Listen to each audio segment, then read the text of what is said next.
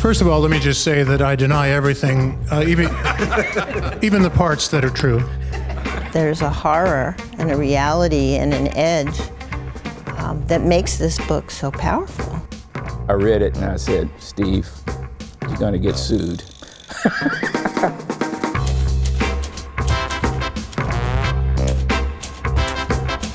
You're more famous for being in that book than for anything else you'll ever do in your life. So thank you, Steve.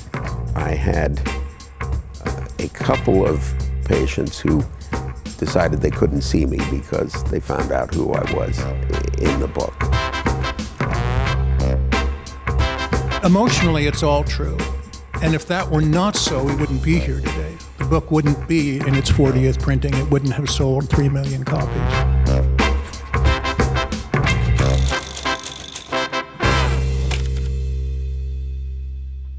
The House of God is a book about the journey of a young intern in a great American hospital called the House of God to learn medicine.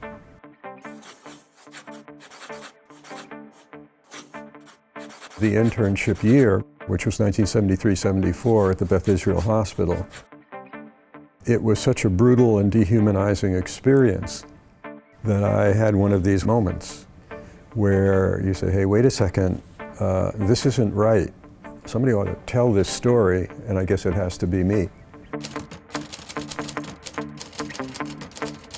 I started it really as a catharsis, just to come to terms with what we'd been through. After it was over, I would get some of the guys together who had gone through it with me, who were still in the area going on with their training, and we'd get together and get drunk and smoke cigars and pipes and all that stuff, and just talk. And actually, there is one long tape, probably a 2-hour tape, and that started me writing. Ritz, why don't you put a couple of ice cubes and some bourbon in there with you? There's beer in the fridge, too. About 3 o'clock in the morning, I finally went to bed, and at 3:45, they called me. Mr. Carter is having chest pain. So I went over there. He's supposed to go home the next day. Oh, it wasn't really chest pain. It was sort of left upper quadrant flank pain that he'd had for 3 days. And he decided at 4 o'clock in the morning to tell somebody about it.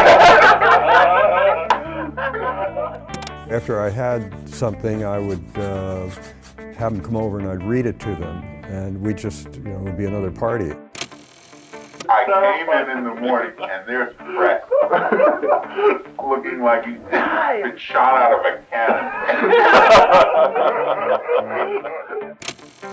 How did you go to sleep at midnight with sex at midnight? It's easy, he says. Shitty write-up, man. Shitty write-up. Mostly, though, it was me alone just going ahead.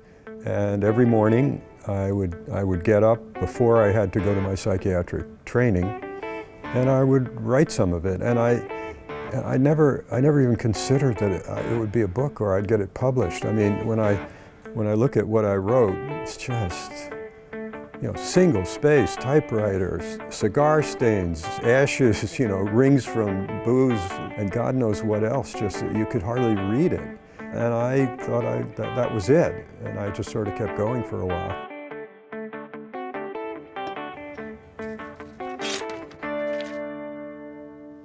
Steve shows up one day, hadn't shaved, hadn't taken a shower.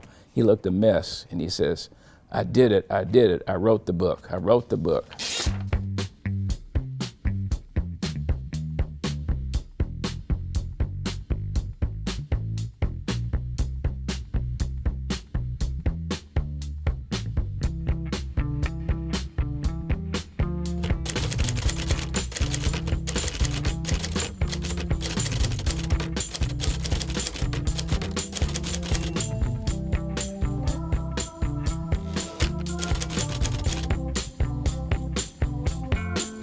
One of the really remarkable people in the book, and in life, was Chuck. Hey, man, what's happening? What are you? I'm Chuck, man. Chuck. You know, Chuck the Turn. You look like some kind of mugger. How'd you say? Most of the guys I wrote about were remarkable people. You have to understand, this internship at the Beth Israel that year was listed as the #1 chosen internship in medicine in the United States. So we weren't chopped liver.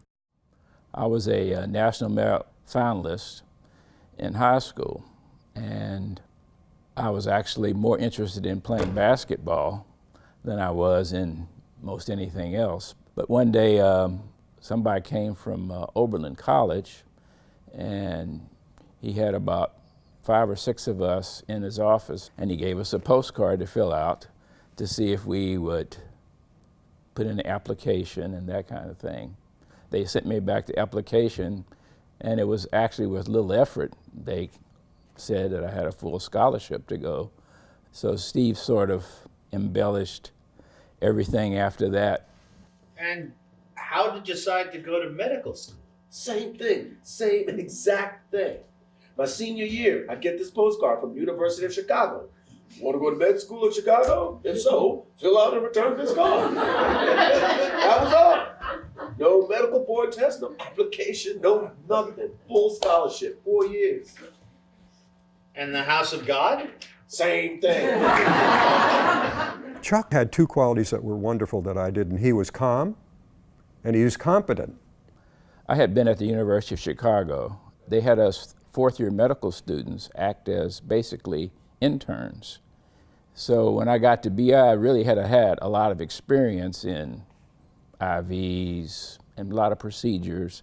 So I wasn't as scared as the rest of the guys because I had really gone through a little bit of the experience before I got there. Walter, I don't know how you did it last year. You were incredible, you know? You always sort of managed to say, okay, right, I'll do that and all, and never did any of it. And he never got into any trouble. I couldn't believe it.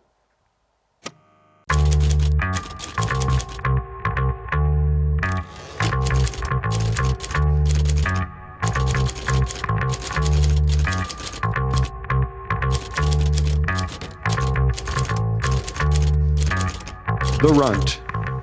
That's John Ritvo, noted psychiatrist now. During the actual year, I was called the Ritz as a shortening of my last name, but the Runt is a bit derogatory. It probably captures my immaturity at the time. Now the Runt looked diffused. His mustache drooped. As he sat down, he took out a pill box, put a pill on his hamburger, and munched it down. When I asked what it was, he said, Valium, vitamin V. I've never been so nervous in my life. Does the Valium help? Potts asked the Runt. It makes me feel kind of sleepy, but I feel pretty unflappable. I'm writing orders for it for all my patients. What? I says, as you're putting all of them on the Valium too? Why not? They're all very nervous having me as their doctor. Certainly, I was an anxious mess, and I think that is captured in the book. Rippo, when you hit 6 South, you were impossible, man. I think Walter and I really reformed you. I spent a whole vacation worrying about coming back. And actually, when I came back from vacation, I went onto a service that Shem Bergman was on, and he had written on the board, give Dr. Ritvo 10 milligrams of IM Valium on arrival on the board.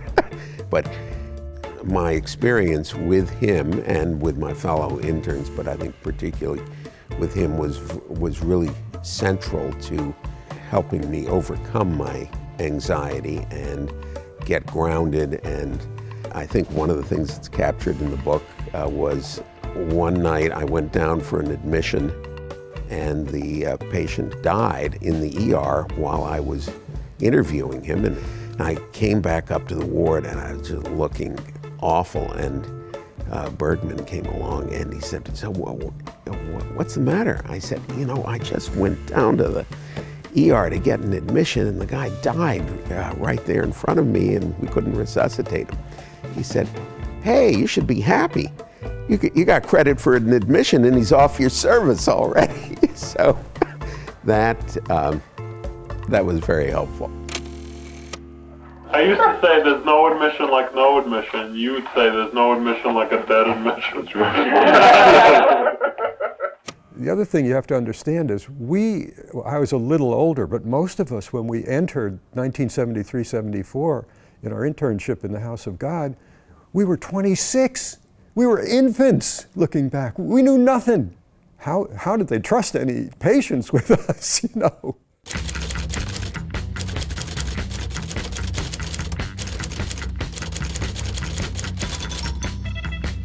I'm always very hyper and high energy, as you can see right now. And therefore, I always used to say, stay hyper, it's the best defense. I'm into death. You're into death? Who isn't? It's where we're all headed, you know. I can't deny that, but I guess I don't get the charge out of it that you do. Hey, I got a question for you. Do you think it's legal to have this woman sign her own post-mortem permission slip along with her insurance voucher? It's probably legal, but I'm not sure it's ethical. Great, said Hooper. Another post coming. In Sausalito, nobody's heard of ethics. Hey, you should see what I've got simmering down in the morgue. A female pathology resident from Israel, dynamite, grooves on Thanatos, like me. Romeo and Juliet, man, so long. So that was a little bit of fictional license. I certainly was not death obsessed. And I wasn't as agitated as Steve was about the whole situation. I think some of the other interns too just kind of marched through it and got through the year. Matter of fact, you know, ironically, Beth Israel Hospital was the most humanistic of the Harvard hospitals, in my opinion, more so than Mass General Hospital or Peterman Brigham. And Frank Epstein, who was the chief of medicine at that time, died recently, was really a pretty humanitarian person. He had a habit of putting his stethoscope under his belt, and in the book, of course, Steve says he's auscultating his left testicle, which I thought was kind of funny. But he was a real mensch, you know, he's a real person. Humanist. And he felt badly about the post permissions. The reason he had to do it was that the pathology department was going to lose their accreditation because they were not doing enough post-mortem examinations to allow the pathology residents to actually get their certification. But I think the things that Steve's book brought out in stark contrast are very important. And I think the reason this has been a multi-million bestseller is that for medical students going into internship, they want to see a realistic view of what it's going to be like. And there just aren't any books out there that really depict it. And although things have changed over the years, the terms buff and turf and Gomer are still probably at every hospital in America today among the intern and resident class. So we at least created a lexicon for modern American medicine.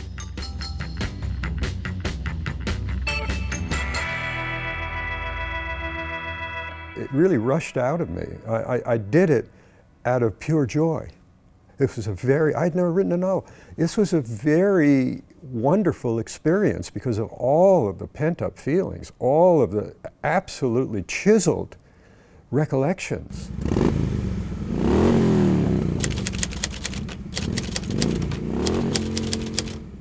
Eat my dust, Eddie. Richard Anderson. Eat my dust, Eddie. Sitting around the room that first day, it was a giant of a guy with a bushy red beard wearing a black leather motorcycle jacket and wraparound sunglasses, twirling a black motorcycle hat on his finger. Far out. Then a little later, when they encounter a few Gomers in the hallway, I asked Chuck, what do you think of this? And Chuck said, man, it's pitiful. And looming over us was a giant with the black motorcycle gear. This is true. He put on his black jacket again and said to us guys in my medical school in California, I never saw anybody as old as this. I'm going home to my wife. He turned, walked back down the corridor, and disappeared into the down elevator. On the back of his black motorcycle jacket was spelled out in shiny brass studs, "Eat my dust, Eddie."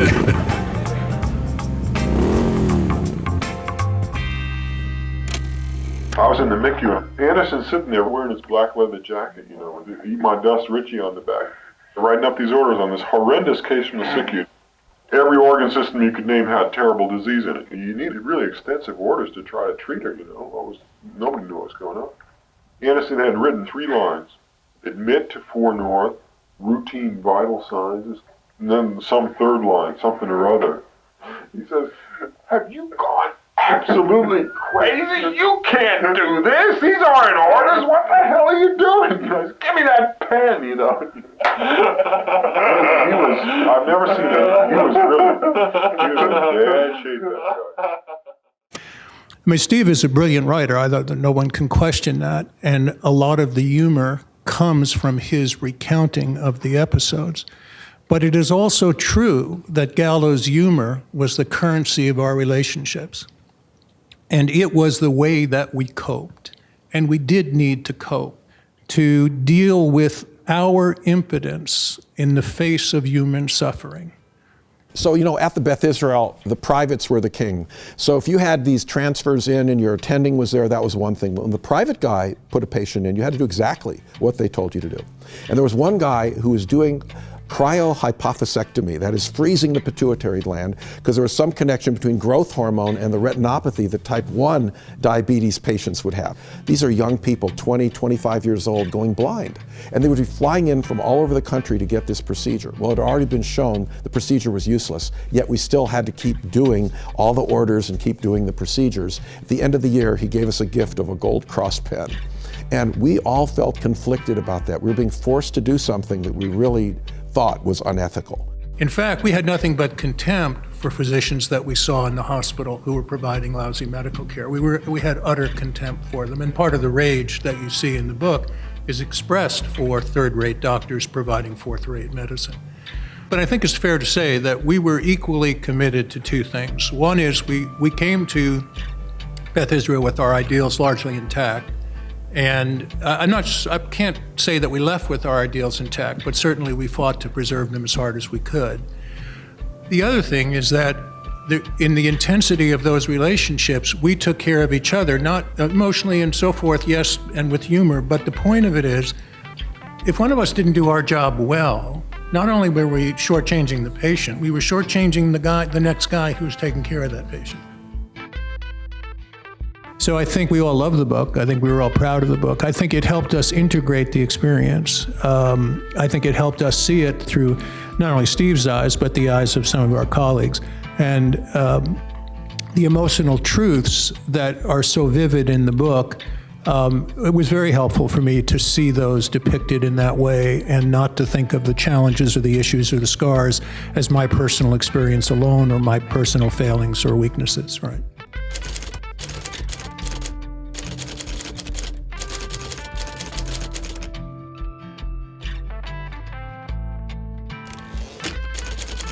In the book, my name is SEBASTIANA Strawberry. I think I came up with that name myself at some point, and Shem turned it into Berry. Janet Surrey, who is my partner, my spouse, long time, is a model for Berry. And this is at the beginning of the book. Berry, a clinical psychologist, was curled up with Freud. I was a psychology intern at that time, so I think I was a little heavy with psychobabble, which shows up in the book. Help, help, Roy said. Roy, you really are in terrible shape starting the internship. How bad is it? Roy said. Bad. Last week I hospitalized a patient who was found curled up under the covers just like that, and he was less anxious than you. Can you hospitalize me? Do you have insurance? Not till I start my internship. Then you'd have to go to the state facility. The character Berry in the book certainly represented a confidant, a therapist, an interpreter, a caregiver. In a sense, Berry is a kind of foil representing the outside world.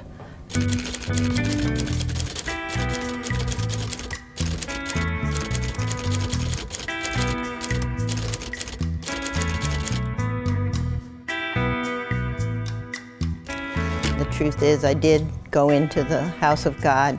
It was pretty horrifying, but also kind of gave me a sense that there was a strong connection, a lot of care among the group.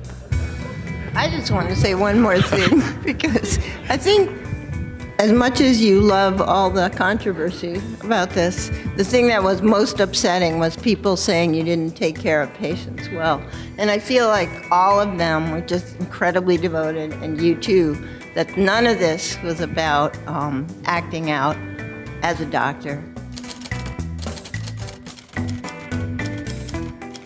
The one thing that I have had over my writing desk for 40 years is something like the artists who we really believe are those who not only write things as they are in a realistic way, but every sentence is saturated with a sense of what should be, and we're captivated by it. Not just what is, but what could be or should be. And that's what I write. It's what should be. By writing intensely one step off real so that people really get it, I'm talking about the horror and then the way out of suffering.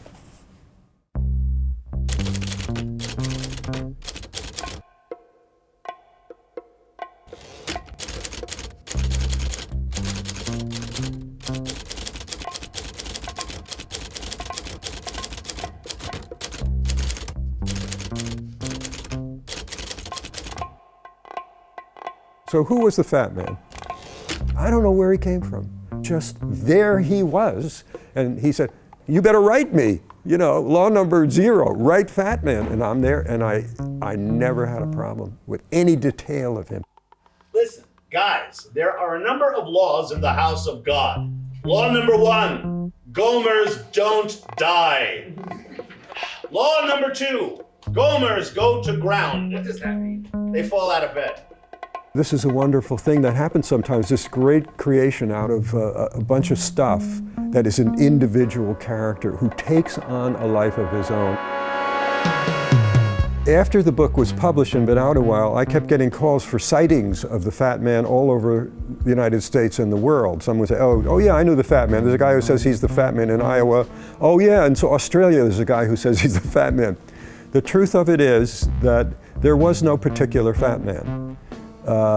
It's like God, you know, if he didn't exist, you'd have to invent him. But he was based on how I was in the hospital, which is also like how Roy Basch was in the hospital.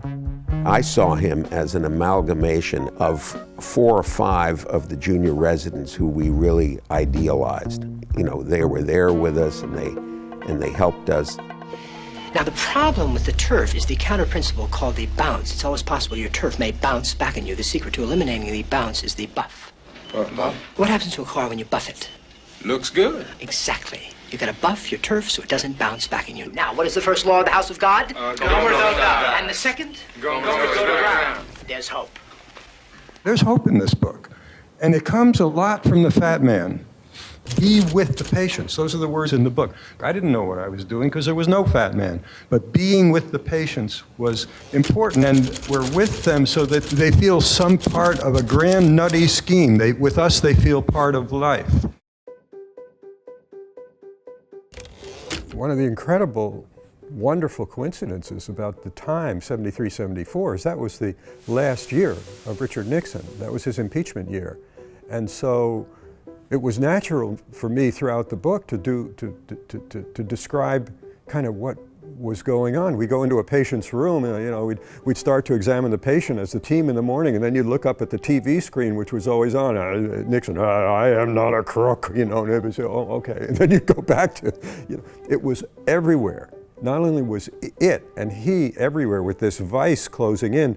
In fact, my internship ended on July 1st, 74, and he left office on August 4th, I think it was, 74. So we saw the whole bitter end. And the other thing that is incredibly important, which I never realized till years later, is, you know, you never realize the forces that are carrying you along in anything you do. We think we're making decisions. We're making some decisions, but you're carried along by the historical thing that you don't even know about. And we had been carried along right from my first day at college with the civil rights movement and the anti-war movement. And we learned that if we got together and took action, we could change things. We got the civil rights laws on the books and we stopped the Vietnam War. So I, for better or worse, am a resistor. That's what's carried me through everything I've done since 1973, certainly, when I entered the internship. It's like in our blood of some of us people, you know. And now, of course, I'm trying to hand it over, literally, in the way in my teaching and other groups I've joined, to the younger generation. I say to them, this is your fight, because it's your life. We're gone, we're out the door.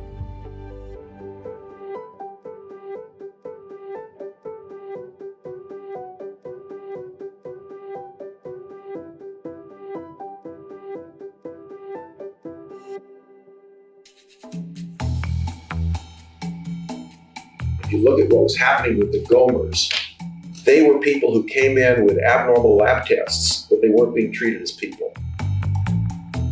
And I think that what Shem did was say, we got to step outside of this and be people again.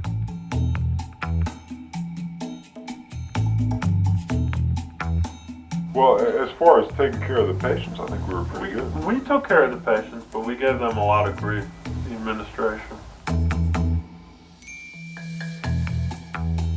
This is a photo from the obituary in the Boston Globe of the chief of medicine, the Lego.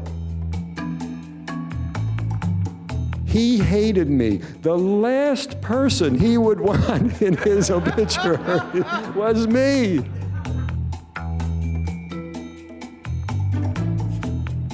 I haven't said this before, but our chief of medicine was ready to fire Steve about halfway through the internship. He was so beside himself, but he couldn't fire him because we were the best internship in the United States and there was nothing he could do.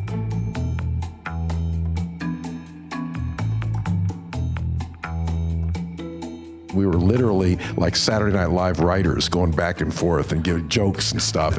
And Steve wrote everything down, little to our knowledge. He was really taking the stream of consciousness that we were living and recording it. And it's a priceless, priceless gift that was generalizable everywhere.